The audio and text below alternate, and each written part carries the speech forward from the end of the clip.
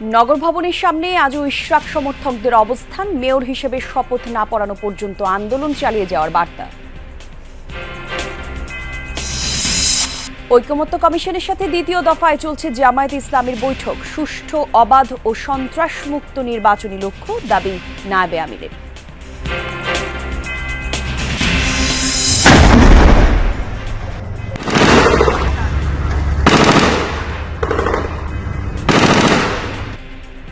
গাজায় চালানো operation Gideon's চ্যারিয়টে একদিনে ৭৮ ফিলিস্তিনির প্রাণহানি, যুদ্ধবিরতি এবং জিম্মি বিনিময়ে দুপক্ষের নতুন সমঝোতা শুরু।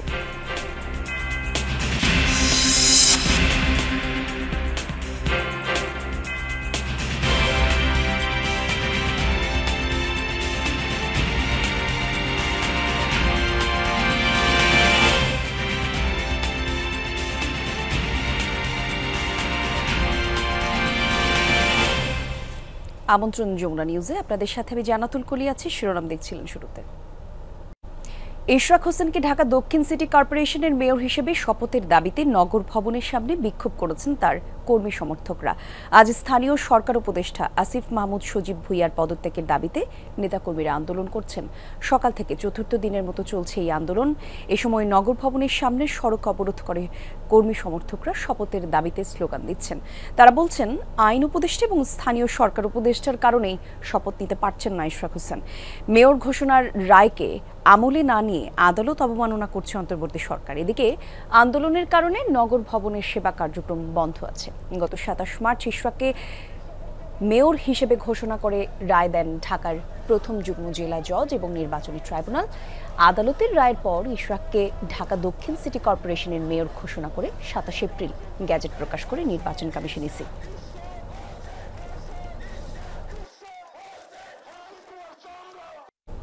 বিএনপি নেতা ইশরাক হোসেনের সমর্থকদের অবস্থান কর্মসূচির ব্যাপারে আরও জানবো সহকর্মী রাব্বি সিদ্দিকীর কাছ থেকে। তিনি আছেন নগর ভবনের সামনে। রাব্বি, অবস্থান কর্মসূচি থেকেই নতুন কোনো ঘোষণা এলো কিনা জানাবেন, আর ইশরাক সমর্থকরা কি বলছেন সেই তথ্য দেবেন।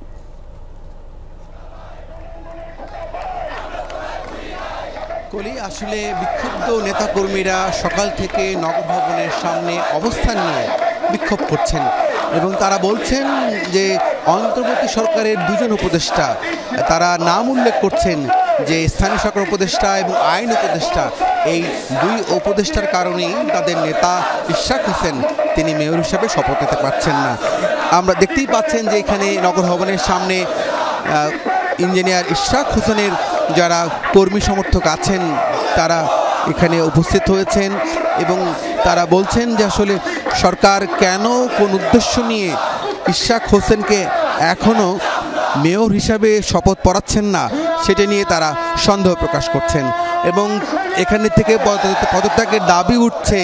স্থানীয় সরকার উপদেষ্টার পদত্যাগ করতে হবে এবং সেই সাথে যত দ্রুত সম্ভব এই ঢাকা দক্ষিণ সিটি কর্পোরেশনের মেয়র পদে ইশরাক হোসেনকে শপথ পড়াতে হবে এবং সেই দাবিতে তারা গত কয়েকদিন ধরে আন্দোলন করছেন এবং এই আন্দোলন তারা এখন এক দফায় এসে উপনীত হয়েছেন। তাদের এখন একটাই দফা যে ইশরাক হোসেনকে মেয়র হিসাবে শপথ নিতে হবে এবং যত দ্রুত সম্ভব তাকে শপথ নিলেই তারা এই সড়কটি তারা ছাড়বেন এবং এইভাবে সড়কে অবস্থান নেওয়াতে কলি এই নগর ভবন থেকে যে বঙ্গবাজার এবং সেই সাথে গুলিস্তানের দিকে যে রাস্তাটি গেছে সেই রাস্তাটি কার্যত অচল হয়ে পড়েছে এবং এই সড়কটি বন্ধ করে দিয়েছে এবং এই সড়ক বন্ধ থাকাতে কিন্তু ঢাকার এই পাশটায় কিন্তু যান চলাচলে কিন্তু মারাত্মক প্রভাব পড়েছে এবং যানজট দেখা দিচ্ছে। তারপরও আইনশৃঙ্খলা বাহিনীর সদস্য তারা কিন্তু বোঝাচ্ছেন যে সড়কটি ছেড়ে দিয়ে তারা আন্দোলন করুন, কিন্তু বিক্ষুব্ধ নেতাকর্মীরা তারা এই অনুরোধটি তারা মানছেন না এবং তারা তাদের নেতা ইশরাক হোসেনকে মেয়র হিসাবে শপথ পড়িয়ে তারা এই সড়ক ছাড়বেন এমন বক্তব্য তারা দিচ্ছেন। গতকালও কিন্তু দিনভর বিক্ষোভ হয়েছে এবং সেই সাথে মেয়র যিনি আদালতের রায়ে যাকে মেয়র হিসেবে ঘোষণা করা হয়েছে ইশরাক হোসেন, তিনি কিন্তু বলেছেন যে তার বিরুদ্ধে ষড়যন্ত্র চলছে এবং এই ষড়যন্ত্রের মোকাবেলা করেই তিনি এই ঢাকা দক্ষিণ সিটি কর্পোরেশনের মেয়র হিসেবে শপথ নেবেন। জি, ধন্যবাদ আপনাকে রাব্বি। জাতীয় সংসদ ভবনের এলডি হলে জাতীয় ঐকমত্য কমিশনের সঙ্গে সংলাপে বসেছে বাংলাদেশ জামায়াতে ইসলামীর প্রতিনিধি দল। এর আগে ২৬ এপ্রিল হয়েছিল এই বৈঠক, আর সেখান থেকে এই মুহূর্তে আমাদের সহকর্মী লাভলি বিথি যোগ দিচ্ছেন। বিথি, একটু বৈঠকের বিষয়ে বিস্তারিত তথ্য আমাদের যদি জানাতেন। কলি আজকে দ্বিতীয় দিনের মতো জামায়াতে ইসলাম ঐকমত্য কমিশনের সাথে বৈঠকে বসেছে। প্রথম দিন সংবিধান সংস্কার কমিশনে যে সুপারিশ ছিল সেই বিষয়গুলো নিয়ে আলোচনা হয়েছে। যে বিষয়গুলোতে তারা একমত হয়নি সেই বেশ কিছু বিষয়ে তারা একমত হয়েছে। আজকে বক্তব্যে জামায়াতে ইসলামের নায়েবে আমির অধ্যাপক তাহের জানিয়েছেন। আর আজকে নির্বাচন সংস্কার কমিশন সহ অন্যান্য যেই ৫টি সংস্কার কমিশনের আজ প্রস্তাব আছে সেই বিষয়গুলো নিয়ে আলোচনা হবে। তার মধ্যে নির্বাচন সংস্কার কমিশন এবং বিচার বিভাগ সংস্কার কমিশনের উপর বেশি গুরুত্ব আরোপ করেছে যতটুকু আমরা জানতে পেরেছি। তার মধ্যে একটি হলো যে নির্বাচনে যে দ্বিকক্ষ বিশিষ্ট আইনসভার কথা বলা হয়েছিল, তার দ্বিকক্ষ বিশিষ্ট আইনসভার সাথে একমত পোষণ করেছে, কিন্তু এখানে বলা হয়েছিল যে উচ্চকক্ষ এবং নিম্নকক্ষ দুটির মধ্যে আনুপাতিক হারে হচ্ছে সদস্য নির্বাচন করতে হবে। তত্ত্বাবধায়ক সরকার উপর বেশ গুরুত্ব দিয়েছে যে সুষ্ঠু নির্বাচনের জন্য তত্ত্বাবধায়ক সরকারের বিকল্প আসলে এই মুহূর্তে জামায়াতে ইসলাম কিছু দেখছে না। স্থানীয় নির্বাচন সেটি নির্দলীয় করার কথা বলা হয়েছে এবং বেশ আলোচিত যেই নির্বাচন কমিশন গঠনের কথা বলা হয়েছিল সেটি প্রধানমন্ত্রী, বিরোধী দলীয় নেতা এবং প্রধান বিচারপতি সমন্বয়ে হচ্ছে সার্চ কমিটি গঠন করে হচ্ছে প্রধান নির্বাচন কমিশনার সহ অন্যান্য নির্বাচন কমিশনারদের নিয়োগের কথা বলা হয়েছে। জাতীয় নির্বাচন একাধিক দিনে সম্পন্ন করার কথা বলা হয়েছে। এছাড়া রাজনৈতিক দল নিবন্ধনের যে আইন আছে ২০০৮ সালে সেটি বাতিল করার কথা বলা হয়েছে এবং আরেকটি গুরুত্বপূর্ণ হচ্ছে কোনো সরকারি চাকরিজীবী যদি চাকরি ছেড়ে দেয় তার সেক্ষেত্রে কমপক্ষে ৩ বছর পার না হওয়া পর্যন্ত তার নির্বাচনে দাঁড়াতে পারবে না। আর বিচার বিভাগের কথা যদি আমি বলি, বিচার বিভাগের ক্ষেত্রে প্রধান বিচারপতি সহ বিচারক নিয়োগের ক্ষেত্রে সুষ্ঠু নীতিমালার কথা বলা হয়েছে। বিচার বিভাগের দ্বৈত শাসন অপসারণের কথা বলা হয়েছে, পৃথক সচিবালয় গঠনের কথা বলা হয়েছে এবং বিচার বিভাগে আমাদের সবচেয়ে বেশি যেই মূল সমস্যা আমরা এখন দেখি সেটি হচ্ছে যে মামলার জজ। সে কারণে তারা বলছেন মামলার জজ নিরসনের জন্য বিভিন্ন বিভাগে হচ্ছে বেঞ্চ বসানোর কথা বলা হয়েছে। এছাড়া আরও 3টে সংস্কার কমিশনের সুপারিশ নিয়েও তারা কথা বলবেন। তবে দ্বিতীয় দিনের যেহেতু আলোচনা, তারা বলছেন আজকে হয়তো সব বিষয়ে ঐকমত্য পৌঁছানো যাবে না, সেই জন্য রাজনৈতিক দলগুলোর সাথে ঐকমত্য কমিশন দ্বিতীয় দফায় কিন্তু প্রত্যেকটা রাজনৈতিক দলের সাথে বসবে। তবে মূল যেই বিষয়টি হচ্ছে আমরা যদি একটু সাম আপ করি সেটা হলো যে জামায়াতে ইসলাম বলছেন যে সুষ্ঠু অবাধ নির্বাচনের জন্য তারা আসলে সব ধরনের সিদ্ধান্ত নেবে, সেটি হচ্ছে জামায়াতে ইসলামের মূল লক্ষ্য এবং তার জন্য যদি কোনো বিষয়ে ছাড় দিতে হয় সেই বিষয়ে ছাড় দিতে জামায়াতে ইসলাম প্রস্তুত। করি অনেক ধন্যবাদ আপনাকে বিথি। কুড়িগ্রাম সীমান্ত দিয়ে বেড়েছে পুশিনের ঘটনা। রাতের আধারে লোকজনকে বাংলাদেশ অংশে ঠেলে দিচ্ছে ভারতীয় সীমান্তরক্ষী বাহিনী বিএসএফ। এতে আতঙ্ক বাড়ছে স্থানীয়দের মাঝে। একই সাথে সীমান্ত পথে বেড়েছে মাদক আর চোরাচালান। জনগণকে সাথে নিয়ে সীমান্ত নিরাপত্তা জোরদারের কথা জানিয়েছে বিজিবি। মাদক ও চোরাচালানের অন্যতম একটি রুট কুড়িগ্রামের সীমান্তবর্তী এলাকা। এর সাথে নতুন করে যুক্ত হয়েছে পুশহীন আতঙ্ক। আগে থেকেই সীমান্ত এলাকায় জড়ো করা লোকজনকে রাতের আধারে ঠেলে দেয়া হচ্ছে বাংলাদেশের দিকে। মিয়ানমারের সংঘর্ষে ঘরবাড়ি হারিয়ে ভারতে আশ্রয় নিয়েছিল মাহমুদুল্লাহ ও রোমানা বেগম দম্পতি। গেল ৭ মে ভাওয়ালকুড়ি সীমান্ত দিয়ে রাতের আধারে তাদের পরিবারের 5 সদস্যকে পুশহীন করে বিএসএফ। 3 ঘন্টা গাড়ি চালাইছে, গাড়ি চালাই বাজে আড়াই রানির হড়ে ভার করে দিয়ে আরা হনিবারি বাংলাদেশ নো হনিবারি ইন্ডিয়া নো হবে গাড়ি। রাত্রে চোখ বেঁধে প্রায় সারা রাত হেঁটে 2 ঘন্টা চোখ বাঁধার মধ্যে ছিলেন। তারপরে তারা অপরিচিত জায়গায় আসে।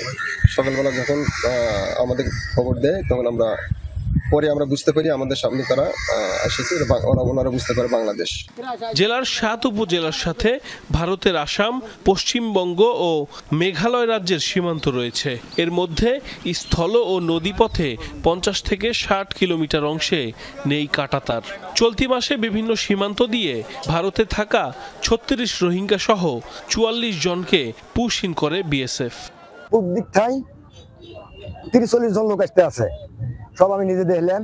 আরো মানুষ খারাপ হলো, আরো মানুষ জিজ্ঞেস করলো এই তোর বাড়ি গড়াই, ওরা ফির কথা বলতে পারে না। রোহিঙ্গা যদি আছে এইভাবে ভারত থেকে, তাহলে আমরা কিভাবে তাদের কাছে রক্ষা পাবো? তারা তো কি করবে না করবে এত কিছু আমরা বুঝতে পারতেছি না। শুধু পুশহীন নয়, সীমান্ত এলাকায় ব্যাপকভাবে বৃদ্ধি পেয়েছে মানব পাচার ও চোরাচালান। বলা হয়েছে যে আমরা 4 জন একসাথে আমার স্বামীর কাছে আমারে নিব, তারপরে 3 জনরে আলাদা করে মনে করেন আলাদা করে রাখছে, আমার আলাদা করে রাখছে। বডি নামছে, উনি টাকা নিছে, রিসিভ করছে, ওইটা ওনার আরেক লোক দিয়া আমাদেরকে পাঠাই দিয়েছে। তবে উনি সিংমারি পর্যন্ত আনছে ভারতের আইনা, ওর ওই দ্বিতীয় লোক আবার তৃতীয় লোক দিয়ে সে চলে গেছে। জনগণ ও সীমান্তের নিরাপত্তা নিশ্চিতে টহল জোরদারের কথা জানিয়েছেন বিজিবি মহাপরিচালক। আমাদের বর্ডারটা এত বিস্তৃত, আসলে প্রতিটি জায়গা তো গার্ড করা সম্ভব না। এজন্যই আমরা জনগণের সাহায্য চেয়েছি, আনসারের সাহায্য নিচ্ছি। তবে আমাদের দেশের জন্য, জাতির জন্য ক্ষতিকর হবে এমন কোনো কিছু যেন না হয়, সেজন্যই আমরা জোরদার নিরাপত্তা নিশ্চিত করার চেষ্টা করছি। জেলা পুলিশ বলছে 2020 থেকে 2025 সাল পর্যন্ত পাসপোর্ট আইনে কুড়িগ্রামে 65টি মামলা এখনো বিচারাধীন। সাইফ আহমেদ, যমুনা নিউজ। দুর্দিনে চলছে নোয়াখালীর হাতিয়ার জেলেদের। তাদের অভিযোগ, সাগরে মাছ শিকারে নিষেধাজ্ঞা চলাকালে সরকারি সহায়তা মিলছে না। এতে করে পরিবার পরিজন নিয়ে কাটছে খেয়ে না খেয়ে তাদের দিন। যদিও মৎস্য অফিসের দাবি দ্রুতই চাল বিতরণ শুরু হবে। ঘাটে সারি সারি বাঁধা নৌকা, জেলেদের মধ্যে নেই কর্মচাঞ্চল্য। কেউ মেরামত করছেন নৌকা, কেউ বুনছেন জাল। নোয়াখালীর দ্বীপ উপজেলা হাতিয়া, মাছ ধরে জীবিকা নির্বাহ করেন অনেকেই। এখন অলস সময় কাটছে সবার, কারণ সাগরে মাছ শিকারে চলছে 58 দিনের নিষেধাজ্ঞা। এখানে কমপক্ষে 4 থেকে 500 ফিশিং বোট আছে এবং এক একটা বোটে কমপক্ষে 15 থেকে 20 জন নায়া মাঝে আছে। মানুষের টাকা পয়সা পাইব, দোকানদাররা পাইব, গদিয়ালারা পাইব, বিভিন্ন ধরা ব্যাগ কিছু ধরা। 5টা টাকা যে সাহায্যতা পাইতেছি, মানে আমরা জেলে, অরিজিনাল জেলে আমরা পাইতেছি না। নিষেধাজ্ঞা চলাকালীন সরকারি চাল বিতরণের কথা। জেলেদের অভিযোগ, এখনো সহায়তা মেলেনি। এতে ধার দেনা করে চলছে সংসার, বাড়ছে দুশ্চিন্তা। আমাদের জেলে কার্ড দিছে এরা, কিন্তু আমরা জেলে কার্ড পাইও চাইল পাই না। প্রত্যেকটা বছর মোটামুটি মিষ্টিময় কিছু চাইল পাত দেয়। এবছর কিন্তু এখন পর্যন্ত চাইল পাতার কোনো খোঁজখবর নাই। এই বছর কোনো চাইল দিলে জানে, কোনো নাম গাজন কিছু নেই না। এখন আমরা খুব অভাবে আছি, যে সাগরও করতে পারি না। 15 এপ্রিল থেকে শুরু হওয়া এই নিষেধাজ্ঞা শেষ হবে 11 জুন। মৎস্য কর্মকর্তাদের দাবি, কিছুদিনের মধ্যে বরাদ্দের চাল পাওয়া যাবে, বিতরণ করা হবে জেলেদের মধ্যে। 4873 জনকে 73 জন জেলের জন্য এখানে ভিজিএফ এর বরাদ্দ এসেছে। 273 মেট্রিক টন ভিজিএফ চালের বরাদ্দ এসেছে। আমরা উপজেলা প্রশাসনকে সাথে নিয়ে কাজ করছি এবং উপজেলা প্রশাসন এবং মৎস্য দপ্তর খুব শীঘ্রই এই ভিজিএফ এর চাল জেলেদের, সমুদ্রগামী জেলেদের মাঝে বিতরণ করবে। স্থানীয় মৎস্য অফিসার হিসেবে হাতিয়ায় নিবন্ধিত জেলে আছে 26,000। তবে তার বাইরেও অনেকে মাছ শিকারে জড়িত। রাকিব সরকার, যমুনা নিউজ। দেশের বিভিন্ন স্থানে শনিবার রাতে তাণ্ডব চালিয়েছে কালবৈশাখী ঝড়। এতে ক্ষতিগ্রস্ত ঘরবাড়ি, মারা গেছেন একজন। মেহেরপুরে ভারী বৃষ্টির সাথে বয়ে গেছে ঝড়ো হাওয়া। এতে করে জেলে সদরের বিভিন্ন স্থানে ক্ষতিগ্রস্ত ঘরবাড়ি, উপড়ে পড়েছে গাছপালা, বিদ্যুতের খুঁটি। ঘরের চাল ভেঙে কয়েকজন আহত হয়েছেন। গাইবান্ধায় ঝড়ো বাতাসে চা দোকানের ওপর গাছ ভেঙে পড়ে এক নারী নিহত হয়েছেন। ঝড়ে ক্ষয়ক্ষতি হয়েছে জামালপুরেও বিভিন্ন সড়কের ওপর পড়েছে গাছপালা, ব্যাহত যোগাযোগ ব্যবস্থা। এছাড়া বেশ কিছু ঘরবাড়ি ক্ষতিগ্রস্ত হয়েছে।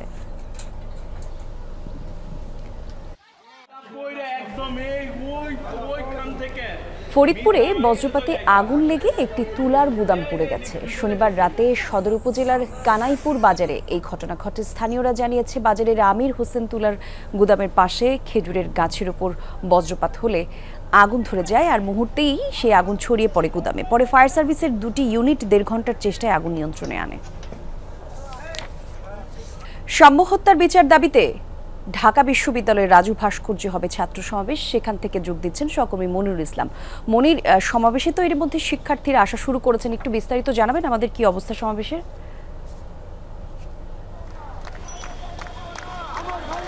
যে শাহরিয়ার আলম সাম্য হত্যার আজকে যে বেশ কয়েকদিন হয়ে গেল, তো গত 2 দিন আগে এই তার শিক্ষার্থীরা, ঢাকা বিশ্ববিদ্যালয়ের শিক্ষার্থীরা, সাম্যর বন্ধুরা, সাম্যের রাজনৈতিক সহকর্মী বা সহযোগীরা, তারা শাহবাগ থানা ঘেরাও করেছিলেন। তারা 48 ঘন্টার একটা সময় বেঁধে দিয়েছিলেন, যে সময়ের মধ্যে যদি গ্রেফতার না করা হয় একটা আলটিমেটাম দিয়েছিলেন তাদের বিভিন্ন দাবি দেওয়া নিয়ে। কিন্তু আসলে দেখা গেছে যে সেই হত্যাকাণ্ডের পরপরই 3 জন আসামিকে যে ধরা হয়েছে, এরপরে আর কোনো আসামিকে ধরা হয়নি। 10 থেকে 12 জন যে অভিযুক্ত, তাদের অন্য 3 জন ছাড়া বাকিদেরকে ধরা হয়নি। এই জন্য আজকে পূর্ব ঘোষিত কর্মসূচি অংশ হিসেবে, পূর্ব ঘোষণার কর্মসূচি অংশ হিসেবে আজকে এই রাজু ভাস্কর্যের এখানে ছাত্র সমাবেশের ডাক দিয়েছিল সাম্যের বন্ধু বা বিভিন্ন বিভাগের বা বিভিন্ন অনুষদের শিক্ষার্থীরা, সাম্যের রাজনৈতিক সহকর্মীরা। তো আজকে আমরা সেটাই দেখছি যে ইতোমধ্যে তারা সমাবেশ শুরু করেছে। তারা পুলিশের প্রতি আক্রোশ বা পুলিশের প্রতি ক্ষোভ থেকে তারা স্লোগান দিচ্ছে যে সাম্য তো কবরে, খুনি কেন বাহিরে, এই ধরনের স্লোগান থেকে শুরু করে উই ওয়ান্ট জাস্টিস, এই ধরনের স্লোগান থেকে শুরু করে নানা স্লোগান এখানে দেওয়া হচ্ছে এবং দ্রুত আসামিদেরকে গ্রেফতার করতে বলা হচ্ছে এবং এই ঘটনার সুষ্ঠু তদন্তের কথা বলা হচ্ছে।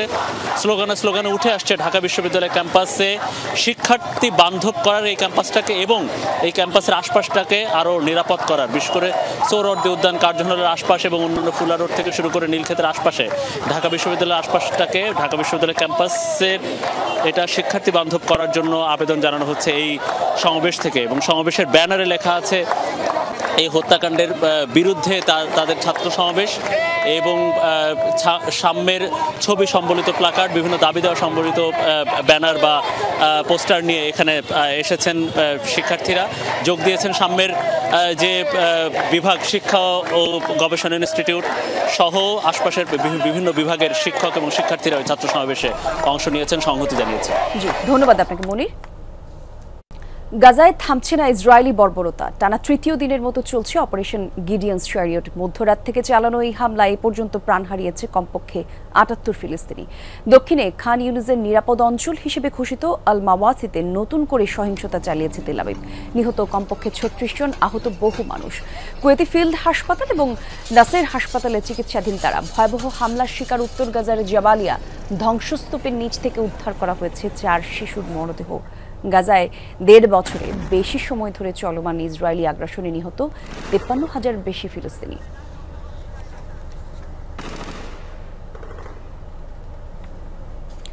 এখনো হামাসের কাছে জিম্মি ইসরায়েলিদের মধ্যে অর্ধেক বন্দীকে মুক্তি দেওয়ার প্রস্তাব দিয়েছে গোষ্ঠীটি। বিনিময়ে গাজায় ২ মাসের যুদ্ধবিরতি চায় তারা। অনতিবিলম্বে উপত্যকায় ত্রাণ প্রবেশ করতে দেওয়ার শর্ত দিয়েছে গোষ্ঠীটি। আর এই তথ্য প্রকাশ করেছে স্কাই নিউজ আরবিয়া। প্রতিবেদনে বলা হয় জীবিতদের পাশাপাশি কয়েকজন জিম্মির মরদেহ ফেরত দেবে তারা। আর এই চুক্তির আওতায় যুক্তরাষ্ট্রের কাছে অস্থায়ী যুদ্ধবিরতির সময় যুদ্ধ বন্ধের আলোচনা শুরুর নিশ্চয়তা চায় হামাস। এদিকে ইসরায়েলি গণমাধ্যমগুলো বলছে কাতারে আবারও নতুনভাবে শুরু হয়েছে হামাস ও ইসরায়েলি প্রতিনিধিদের মধ্যে যুদ্ধবিরতির আলোচনা।